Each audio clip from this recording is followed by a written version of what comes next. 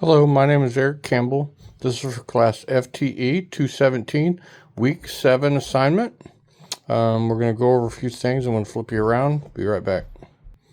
All right, before I start, I want to make sure that everything's clear and safe. There's nothing inside the chamber. I know I took it apart, so to kind of discuss the triggers and all that, I need to tell you that there's no ammo in this spot. We're free and clear to work on the actual rifle.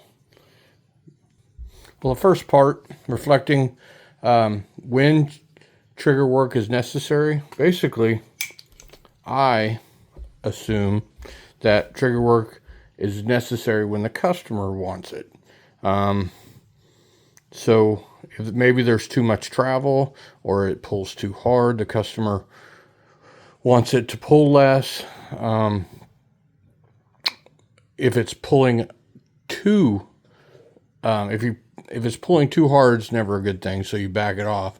If it's too light of a trigger, it could be safety related. So if a customer is wanting you to take it below 1.5 or even 2 to 1.5, there's no way I would ever do something like that, and it's just not safe. It could be bumped and go off in any capacity. So I would never perform any work like that, except for to make sure that the customer absolutely was aware of the possibilities. But even then, I still wouldn't do it. Improper trigger work. We discussed what constitute proper. Any drop-in triggers are proper. Making modifications to any one of these pieces while you're in here is a safety concern. You should never do that. So if you're making any modifications as far as the trigger, the front that holds the sear, or the disconnector, if you're making any kind of modifications to any one of these safety pieces to where it doesn't come in contact with the disconnector, that's bad news. If it's damaged or anything like that, that's when you should replace those portions. When you're performing any kind of function, you always, especially on the trigger, you're always going to have to check, make sure when it's on safe, it doesn't go off when it's on safe. But when it's on fire and you're making sure that there's no damage done in here, but when it goes off and you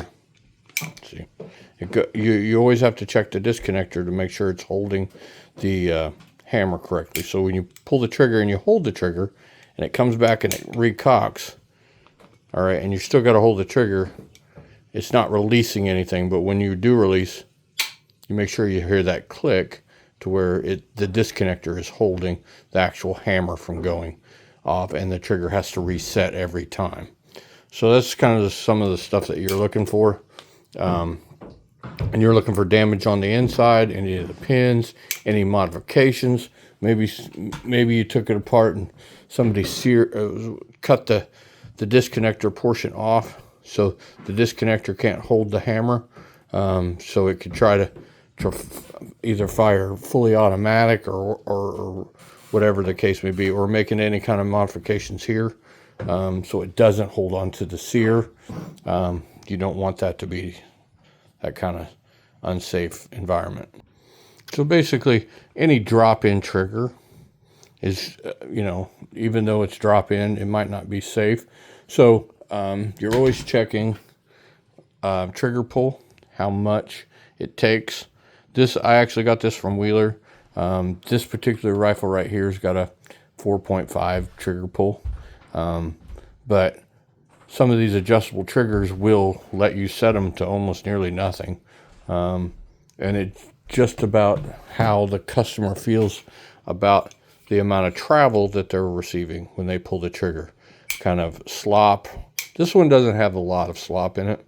But I've had some ARs that you really, really have to pull, and it has a lot of travel in there before it actually goes boom. And some customers are like that more. Some of them don't like it. Some of them like it to go off as soon as you touch it. So, but you know, setting anything lower than 1.5 pounds to me would be insane. But, you know, any customer that you're doing any trigger work for, I would make them sign a waiver anyways, depending on what they want you to do for it.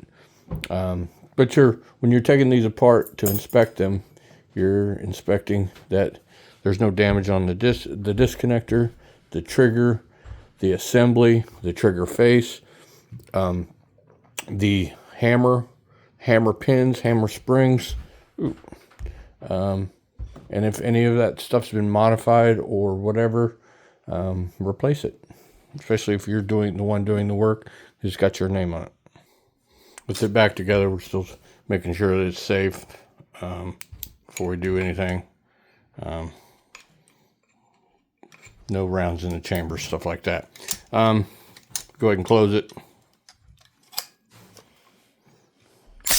We just run it through some function test. Make sure that it doesn't go off when you put it on safe. Again, you could do a drop test, but when you fire, you make sure that it fires and the disconnector actually holds it when it cycles back. So when it goes off, and it actually cycles back, and you're still holding the trigger, you hear that audible click to make sure the disconnector is engaging the actual hammer. So pretty much, that's pretty much everything that was required this week. Have a good one. Bye.